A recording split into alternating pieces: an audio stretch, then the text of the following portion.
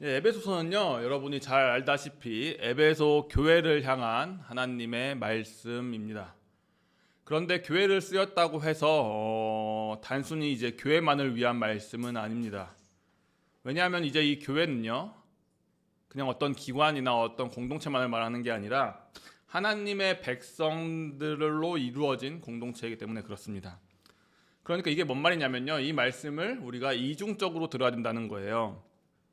그러니까 하나님 앞에서 하나는 하나님 앞에서 한 사람의 성도로서 개인적으로 들어야 되지만 동시에 교회에 속한 그 공동체의 일원으로서도 이 말씀을 들어야 한다라는 겁니다.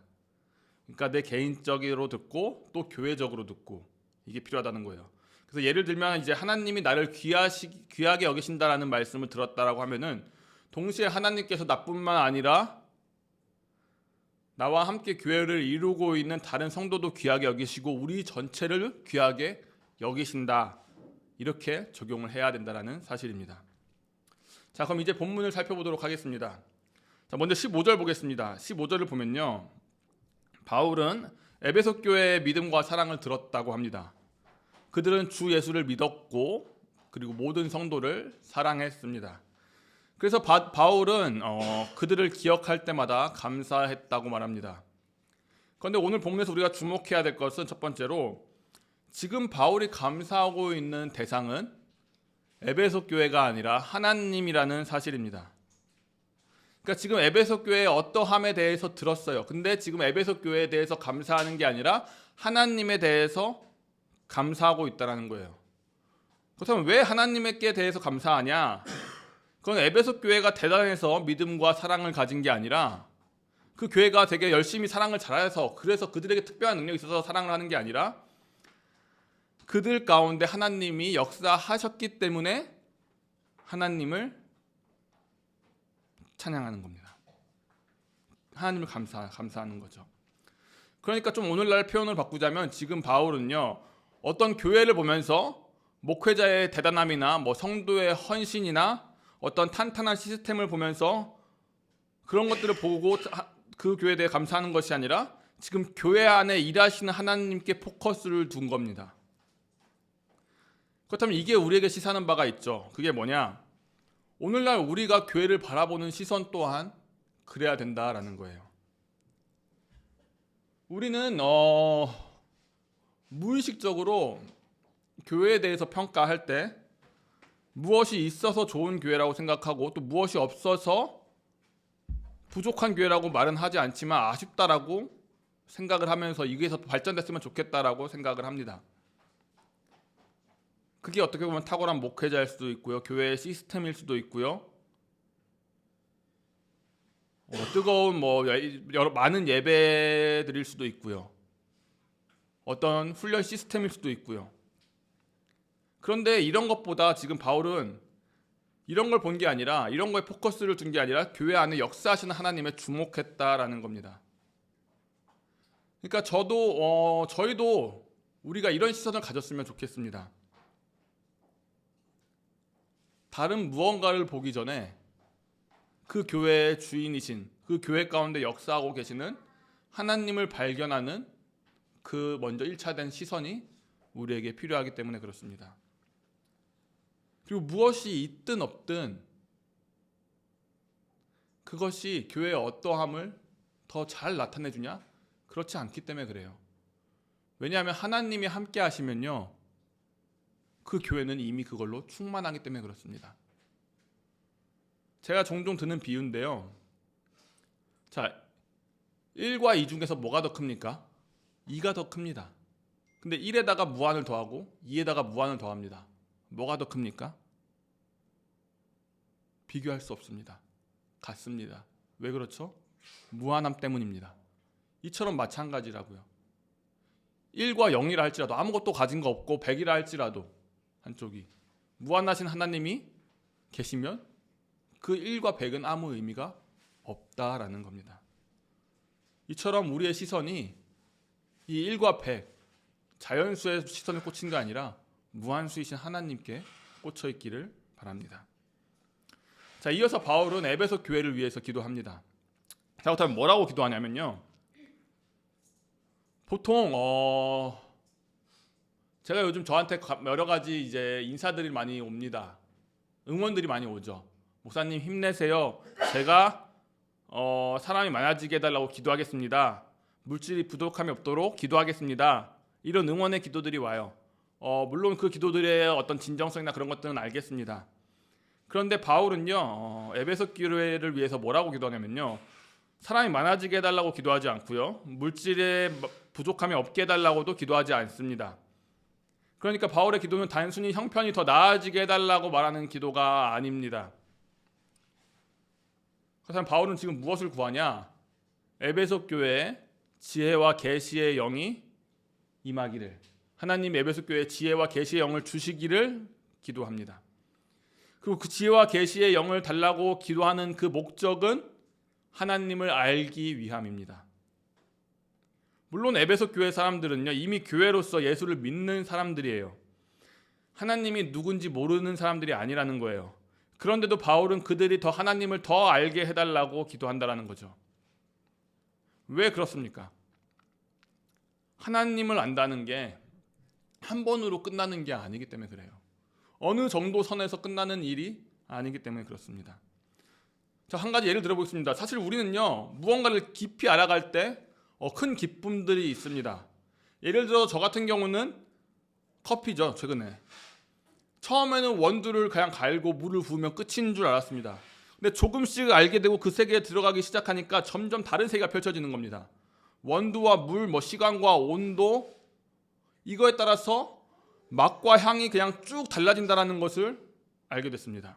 그러니까 처음에는 별게 아니었다고 생각했던 것들이 사실은 중요한 요소라는 것을 발견하게 된 거죠. 그리고 하나씩 그렇게 알아가면 알아갈수록 제 안에 어떤 즐거움들이 생기고 큰 기쁨이 생기고 흥미가 더욱더 갖게 됩니다. 이렇게 작은 커피콩 하나를 알아가는데도 큰 기쁨이 있다는 거예요. 여러분 또한 그렇지 않습니까? 어떤 작가, 어떤 책, 어떤 드라마, 이것을 조금 알아감에도 있어도 큰 기쁨이 있습니다. 자, 그렇다면 하나님은 어떻겠냐는 겁니다. 콩, 드라마, 이런 것들은, 책, 이런 것들은 그저 유한할 뿐입니다. 근데 하나님은 무한하시잖아요. 그렇게 하나님은 평생을 알아가도 부족함이 없는 분이라는 거고, 하나님을 알아가면 알아갈수록 그 기쁨이 끊어지는 것이 아니라 그 기쁨이 계속 무한해진다라는 겁니다. 그러니까 질리지 않는다는 거예요, 하나님은. 이처럼 신앙의 성장은요, 하나님에 대한 정보를 많이 알아가는 게 아니라 하나님 안에 있는 그 하나님 자체의 그 풍성함, 그러니까 하나님의 그 플레이버를 엄청 느끼는 게 바로 이 신앙의 성장이죠. 아는 만큼 그래서 찬양하게 되는 거고요, 아는 만큼 더 의지하게 되는 겁니다. 그리고 아는 만큼 더 알고 싶은 거예요. 그 깊은 세계를 봤기 때문에. 다시 돌아가서 본문으로, 그렇다면 알게 된다면 어떻게 되길래 하나님을 알게 해달라고 하는 걸까? 본문 말씀을 보면 이렇게 얘기해요. 하나님을 알게 되면 마음의 눈이 밝아지고, 마음의 눈이 밝아지면 하나님께서 이미 우리에게 주신 것이 얼마나 큰지 보게 되기 때문이에요. 핵심은 이미 주신 것을 보게 된다는 거예요. 그러니까 바울의 기도는 더 주십시오라는 기도가 아니라 이미 주신 것이 얼마나 큰지 알게 해주십시오. 더 이미 주신 것의 가치가 이 정도인 줄 아는데 그것이 가치가 더 한량이 없으니 그 가치를 보게 해주십시오, 깨닫게 해주십시오라는 기도예요. 이처럼 성도에게, 우리에게 필요한 건요, 언제나 더 받는 것만이 우리에게 필요한 건 아니에요. 어쩌면 우리에게 더 필요한 건요, 이미 받은 것의 가치일지 모릅니다. 그 가치를 알 때 하나님이 주시는 것들에 대한 감사가 더 크거든요. 그러니까 더 달라 하기 이전에 때로는 하나님이 주신 것들을 묵상해 보는 것들이 우리에게 필요할지 모르겠습니다. 자, 그렇다면 바울은 에베소 교회가 무엇을 더 알기 원했을까요? 크게 세 가지입니다. 첫 번째는요, 부르심의 소망입니다. 부르심의 소망은요, 단순히 천국 소망 정도가 말하는 게 아닙니다. 바울은 지금 에베소서 1장 3절에서 14절 전체를 배경으로 말하고 있어요. 지난주 본문 전체를 배경으로 지금 이야기하고 있는 거예요. 그렇다면 잠깐 리마인드 해보겠습니다. 3절에서 14절은 무엇을 말하냐? 이걸 말하죠. 하나님께서 창세 전에 우리를 택하셨다. 우리를 거룩하고 흠없는 자로 세우기를 원하셨다. 그리고 예수 그리스도를 통해서 그리스도 안에서 우리를 하나님의 자녀로 삼으셨다.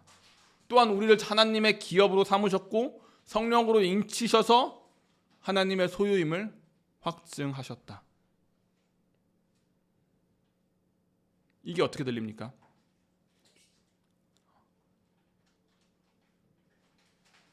지난주 말씀을 충분히 묵상했다면 이게 다르게 느껴질 것이고요. 그러니까 받은 것을 누렸더라면 다르게 들릴 거고, 받은 것을 그냥 흘려보냈더라면 되게 그냥 설명적으로 들렸을 수 있습니다. 그런데 지금 바울이 말하고 있는 핵심은 이거예요. 조금 풀어서 얘기하면 우리의 구원은 처음부터 끝까지 하나님의 계획과 하나님의 행동으로 이루어진다는 거예요. 그러니까 우리의 인생이 처음부터 하나님의 계획 가운데서 시작됐고 하나님의 행동 가운데서 이루어지고 그것 가운데서 완성된다라는 거예요. 그러니까 우리의 부르심 역시 하나님께 그 손에 달려 있다라는 거예요. 우리를 예정하신 분이 하나님이고 그 계획대로 자녀 삼으신 분이 하나님이시면서 성령으로 인치셔서 그 소유를 확증하신 분이 하나님이기 때문에, 그렇기 때문에 바울은요 그냥 부르심을 부르심이라고 이야기하는 게 아니라 부르심의 소망이라고 이 소망이라는 단어를 붙여서 지금 설명하는 겁니다. 자, 소망이 뭐예요? 우리는 종종 소망을 내가 확신하는 어떤 것이라고 생각하고 그것을 확신하는 마음이라고 내가 생각합니다. 그러니까 내가 확실히 이루어질 것을 믿으면 소망이 있고 확신하지 못하면 소망도 없는 것처럼 생각하는 거죠. 그런데 성경을 말하는 소망은 그런 게 아니라는 거예요. 소망은 내가 얼마나 확신하느냐에 따라서 결정되는 것이 아니라 어디에 달려 있어요? 하나님이 무엇을 행하실 거냐에 결정된다는 거예요. 내가 마음을 어떻게 먹든 안 먹든 하나님은 자기 일을 계획하신 대로 이루시고 이루신 대로 행하신다라는 거예요. 그렇게 소망은 나에게 달린 게 아니라 하나님께 달렸다라는 거예요. 그래서 하나님은 자신이 계획하고 시작한 일을 결코 중단하지 않는 분이죠. 그 능력을 막을 수 있는 분이 막을 수 있는 것도 아무것도 없죠. 그렇게 반드시 완성됩니다. 그러니까 부르심에는 소망이 자연스럽게 반드시 따라올 수밖에 없는 겁니다. 내 믿음의 강도가 그걸 결정하는 게 아니라 내가 잘 인내하느냐가 그걸 붙잡는 게 아니라 나를 부르신 분이 계획하신 바를 이루시는 분이기 때문에 그렇습니다. 그러니까 자신감이 아니라는 거죠. 우리의 신실하심에 대한 선언인 거죠. 이처럼 우리의 소망은요 우리 자신에게 있는 게 아닌 겁니다. 우리를 부르신 하나님께 있다고요. 자, 두 번째입니다. 두 번째로 성도 안에서 그의 기업의 영광의 풍성함, 이걸 알게 해달라고 기도합니다. 여기서 기업은 단순히 회사가 아니에요. 성경에서 기업은 자신의 소유로 삼은 몫을 의미합니다. 그래서 구약 성경을 보면요, 하나님은요, 그 성경을 보면요, 하나님은 종종 자기 백성을 자기 기업이라고 부르십니다. 신명기 32장 9절 보면요, 여호와의 분깃, 그러니까 기업이죠. 기업은 자기 백성이며라고 이렇게 말하고요. 시편 33편 12절 역시 하나님께서 자기 기업으로 삼으신 백성은 복되다라고 말합니다. 그러므로 여기서 기업이란 하나님께서 자신의 소유로 삼으신 백성을 의미합니다. 단순히 소유했다라는 정도가 아니에요. 하나님께서 특별히 아끼시고 귀하게 여기시며 책임지고 돌보시는 소유를 뜻합니다. 그런데 바울의 관심은 여기서도 아까 부르심의 소망에서 부르심의 소망이 포커스였던 것처럼 여기서도 바울의 관심은요, 하나님의 기업이 무엇인지를 설명하는 데 있는 게 아니라 하나님께서 자신의 기업으로 삼으신 그 백성을 어떻게 보시는지, 그게 포커스가 있다는 거예요. 그래서 바울은요, 단순히 하나님의 기업이라고 표현하는 게 아니라 그게 기업의 영광의 풍성함이라고 이렇게 얘기하는 거예요. 그러니까 지금 포커스는요, 영광의 풍성함이 포커스인 거예요.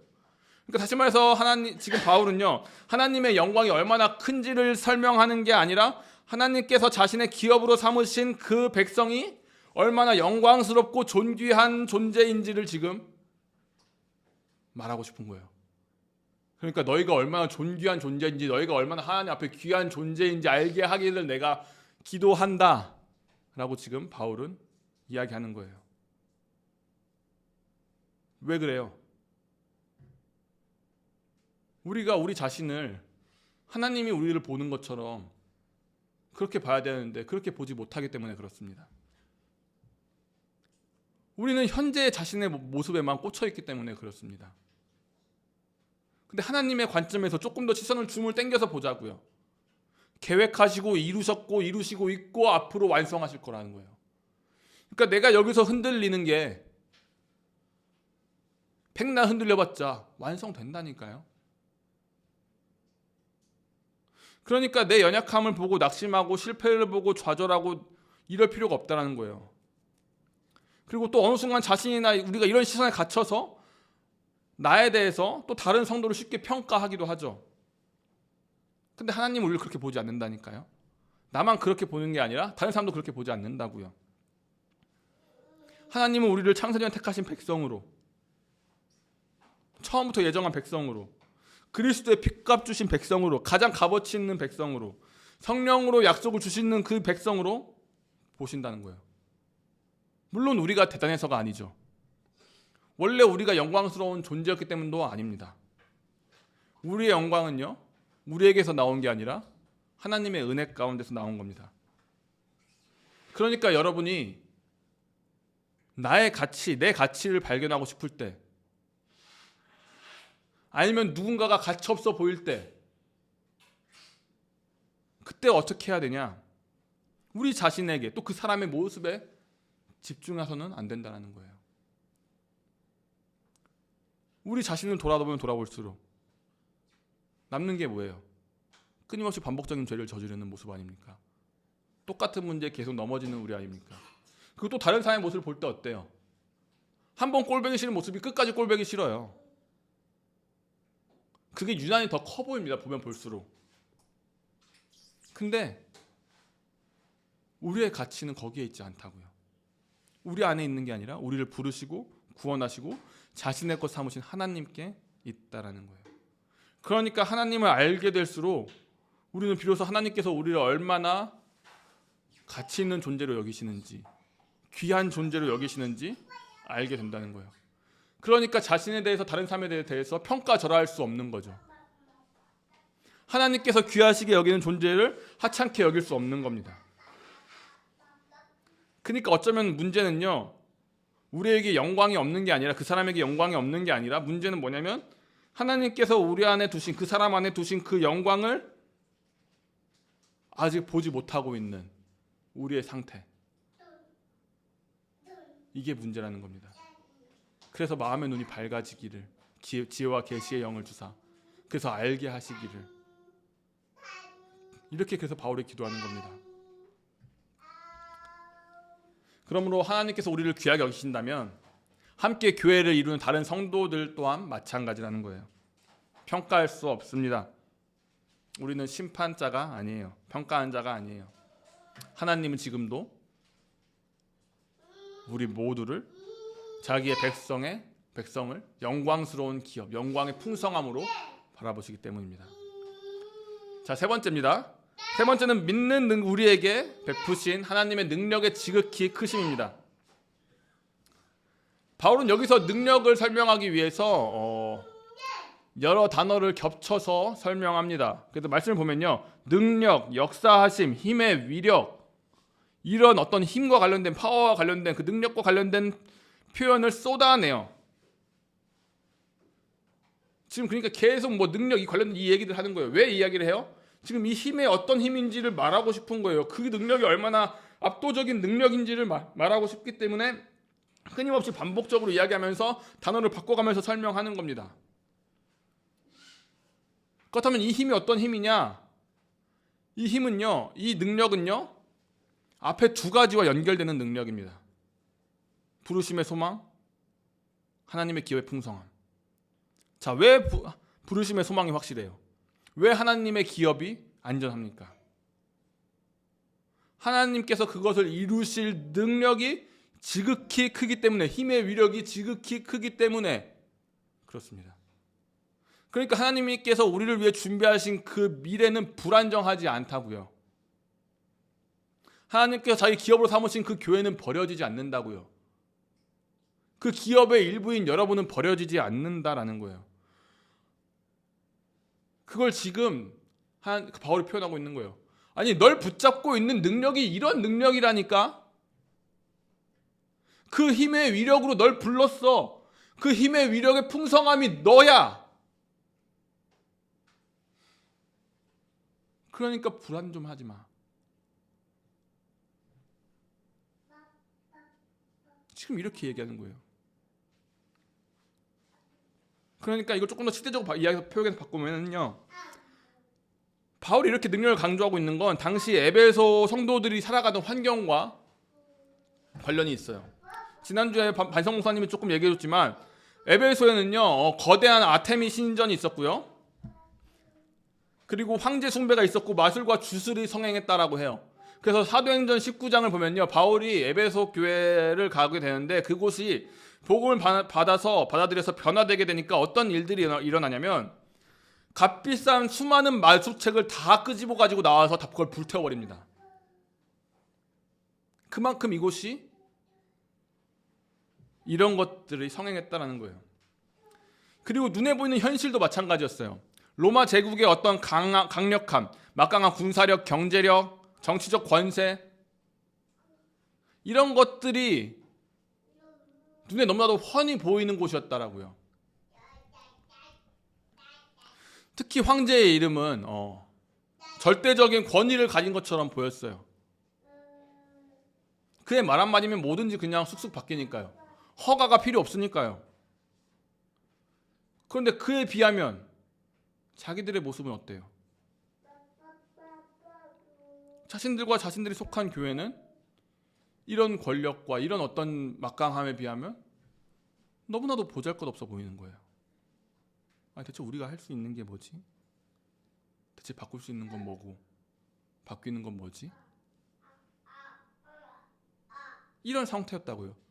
근데 이런 상태에서 지금 바울이 너희가 두려워하는 그 모든 힘과 권세보다 더 크신 권세가 있는데 그게 바로 모든 이름 위에 뛰어나게 하시는 그 하나님의 능력, 바로 예수 그리스도라고 말하는 거예요. 그러니까 바울은 단순히 하나님이 강하시다라고 말하는 게 아니에요. 하나님의 실제로 행하신 일을 통해서 그 능력이 얼마나 크신지를 지금 보여주고 있는 겁니다. 그러니까 그 능력은 추상적인 능력이 아닌 거예요. 막연히 하나님은 강하시다라는 말로 끝나지 않는 거예요. 그래서 20에서 22절 3절까지 이야기하는 게 뭐냐면 하나님께서 그 능력으로 예수를 죽은 자 가운데서 살리셨다. 부활이죠. 죽음을 이기는 능력. 하나님께서 자기 오른편에 앉히셨다. 승천시키는 그 능력. 또 모든 통치와 권세와 능력을 주권 위에 높이셨고 만물을 그 아래 복종하게 하셨어요. 만물을 그리스도 안에 복종케 하시는, 귀속시키는 능력, 만물에 대한 통치권, 이 세상뿐만 아니라 모든 세상 가운데 뛰어나게 하시는 이름. 하나님은 그런 예수 그리스도를 교회의 머리로 삼으셨죠. 그리고 교회는 그의 몸이라고 말씀하십니다. 이게 정말 놀라운 말씀이거든요.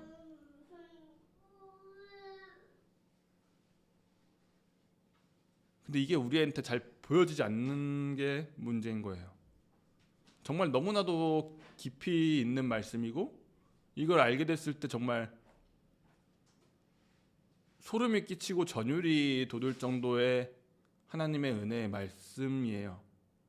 근데 솔직히 이 말씀을 처음 들었을 때, 마주했을 때 우리의 반응은 뭐냐면요, 아, 그렇구나, 예수님 대단하시다. 그런데 그게 뭐 어쨌다는 거지? 그런데 그게 대체 나랑 무슨 상관이 있는 거지? 이 정도라는 거예요.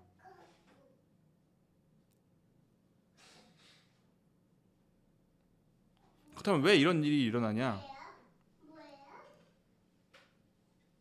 우리가 지금 하나님이 자기 백성을 어떻게 대하시는지를, 그 능력으로 어떻게 대하시는지를 깨닫지 못했기 때문에 이런 반응을 보일 수밖에 없는 거예요. 그러니까 지금 바울의 기도는 우리에게 지금 당장 필요한 기도라고요.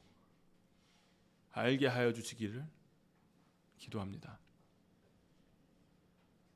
생각해 보십시오. 하나님은 자기 아들을 우리를 위해 내어주셨습니다. 그런데 그 아들을 죽음 가운데 그대로 두지 않으셨어요. 그 아들을 다시 살리셨고 가장 높은 자리로 올리셨고 만물을 그에게 맡기셨어요. 그런데 하나님께서 바로 그 그리스도를 교회의 머리로 주셨어요. 그리고 교회는 그의 몸이래요. 몸과 머리는 분리될 수가 없는 거예요. 즉 교회와 그리스도는 서로 뗄래야 뗄 수 없는 관계입니다. 자, 그렇다면 이제 하나님께서 그리스도에게 행하신 일을 다시 한번 생각해 보시기 바랍니다. 하나님은 그리스도를 버리지 않았어요. 끝까지 붙드셨어요. 영광 가운데 높이셨어요. 자, 그렇다면 자기 아들을 내어주시기까지 하면서 얻고자 했던 자기 백성 어떻게 대하시겠습니까? 자기 아들을 이렇게 절대적인 능력으로 부활시키시고 높이시고 만물 모든 이름 가운데 뛰어나게 하시고 만물을 그 밑에 복종케 하셨어요. 그런데 그 예수를 우리에게 주셨다니까요. 그렇다면 대체 우리가 받은 은혜는 얼마나 크냐는 거예요.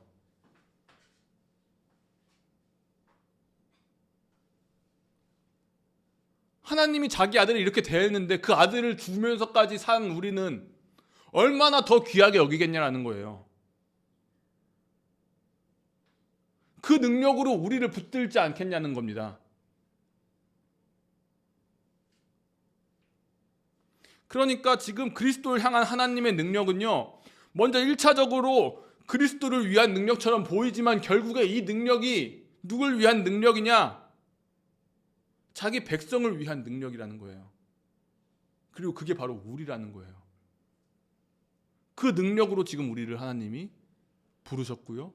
그 능력으로 우리의 영광의 풍성함을 이끌어 가실 거고요. 지금 그 얘기인 거예요. 오늘 우리는요, 더 이상 황제를 두려워하거나 권력을 두려워하거나 이렇지 않습니다. 아데미 신전 이런 것들을 두려워하지 않습니다. 마술책을 태우지도 않아요. 그런데도 우리에게 두려운 것들이 있죠. 두려운 권세들이 있어요. 그냥 단순하게 그냥 항상 뻔한 것처럼 얘기하지만 그냥 이야기해 보면 돈이 내 삶을 결정할 것처럼 생각하고요. 사람들의 평가가 나를 결정할 것처럼 느끼고요. 성공과 실패가 내 인생의 가치를 결정할 것처럼 느끼죠. 미래의 불확실성이 내 삶을 무너뜨릴 것처럼 생각합니다. 뿐만 아닙니다. 이것들 외에도 어떻게 설명할 수 없는 불안함이 우리에게 있어요. 도무지 어떻게 할 수 없는 현실들이 있어요. 인생이 무너질 것만 같은 문제들이 우리에게 찾아와요. 그래서 우리는 어쩌면 에베소 교회 성도들과 크게 다르지 않다라고요. 그들은 눈에 보이는 어떤 영적 권세들을 두려워했다면 우리는 이런 것들을 두려워한다는 거죠.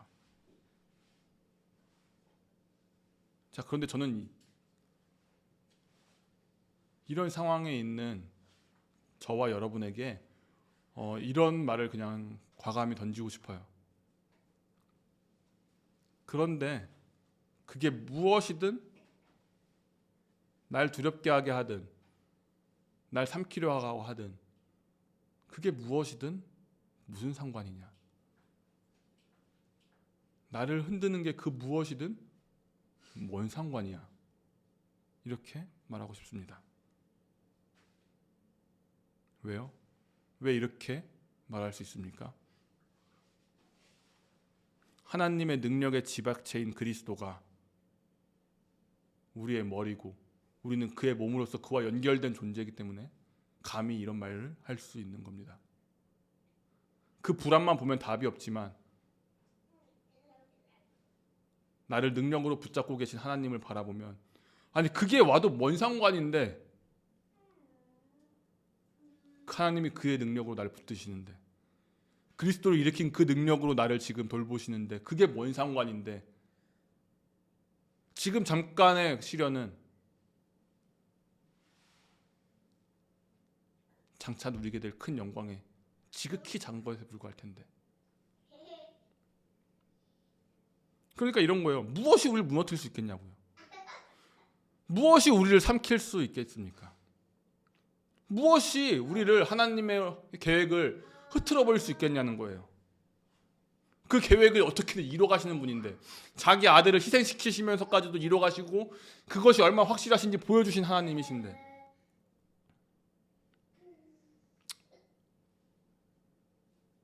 그러니까요, 우리는 교회에 대해서도 걱정할 필요가 없다라는 거예요.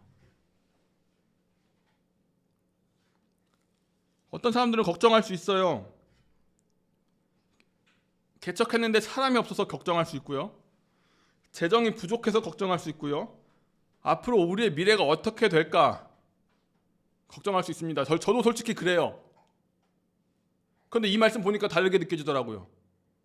아니 그게 어떻게, 그게 뭔들 무슨 상관인데. 교회가 내 손 안에 달려있으면, 교회의 미래가 교회에 달려있으면 그거 걱정해야 되는데, 교회의 미래가 지금 누구에게 달려있어요? 정말 우리 손에 달려있습니까? 우리 교회에 달려있습니까? 우리가 어떻게 하느냐에 따라 달려있습니까? 아니에요. 교회의 미래는 머리 대신 그리스도께 달려있다고요. 세상은 교회를 작게 볼 수 있어요.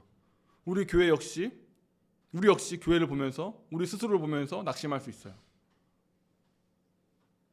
근데 기억하시기 바랍니다. 교회의 머리는 예수 그리스도예요. 하나님의 능력의 집약체. 그러므로 교회는 자기 힘으로 버티는 공동체가 아닙니다. 그래서 없어도 흘려보낼 수 있는 거예요. 그리스도께 붙들려 있는 공동체이기 때문에 그렇습니다. 그러니까 바울의 기도는 결국 이겁니다. 하나님, 저들이 더 많은 것을 갖게 해주십시오. 이런 게 아니라, 하나님, 저들이 이미 받은 것이 무엇인지 그 가치를 알게 해주십시오. 자꾸 부족한 것에 시선이 뺏기는 저들에게 마음의 눈을 열어주십시오. 지혜와 계시의 영을 주셨으니 그 마음의 눈을 열어서 부족함이 아니라 하나님을 보게 해주십시오. 그러니까 지금 바울의 시선은요, 우리의 부족함이 아니라 하나님께 계속 돌리고 있는 겁니다. 우리의 시선을. 그러니까 하나님께서 어떻게 우리를 부르셨는지, 얼마나 우리를 귀하게 여기셨는지, 하나님께서 우리를 끝까지 붙드실 능력이 얼마나 크신지를 자꾸 보라고 지금 바울은 이야기하는 겁니다. 말씀을 맺겠습니다. 여러분, 이 바울의 기도가 우리의 기도가 되기를 바랍니다. 그래서 오늘 이렇게 기도했으면 좋겠어요. 하나님, 제가 이미 받은 그 하나님의 은혜가 얼마나 큰지를 알게 해주세요. 하나님께서 그리스도를 우리에게 주셨는데 그 그리스도가 얼마나 큰지를 알게 해주세요. 그걸 모르니까 자꾸 불안해하고 자꾸 다른 데에 시선이 빼앗겨서 힘들어합니다. 우리를 불쌍히 여기셔서 이미 주신 것을 바라보게 하시고 저의 머리가 누구인지 더욱 알게 하여 주시옵소서. 이렇게 기도하시기 바랍니다. 그래서 어떠한 현실 속에서도 낙심하지 않고 두려움 앞에서도 흔들리지 않고 그리스도를 머리로 둔 교회로 살아가는 저와 여러분 되시길 주님의 이름으로 축복합니다. 함께 찬양하겠습니다.